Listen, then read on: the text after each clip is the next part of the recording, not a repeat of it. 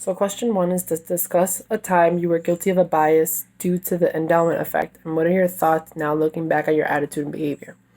In regards to question one, when I was young, I used to have this blanket I was really attached to, and I stored it away when I was like in seventh grade, and I left it in my closet, and I knew for a long time that it was there, but I never really got rid of it. And a couple months ago, I actually pulled it out because I needed to make space in my closet, and I didn't want to let it go because it had a lot of sentimental value. It was more of like I had gotten it from my grandma, and since my grandma had passed, I'd never like wanted to get rid of it. And so I can see why I was really attached to it because it had a lot. It meant a lot to me, but it was like old and raggedy and not really needed. So I eventually had to get rid of it. I did get rid of it at the point because it was just really bad.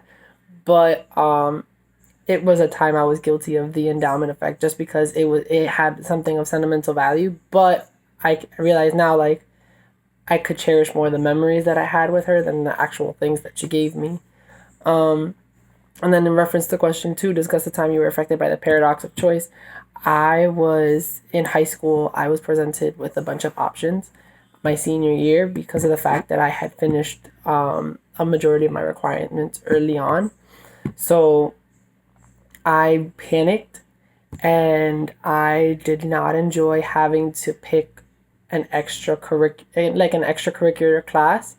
Um, and they gave us like a list of like 20 classes to pick from, and we had to pick two for one semester and one for the second semester, and I just could not decide what to take.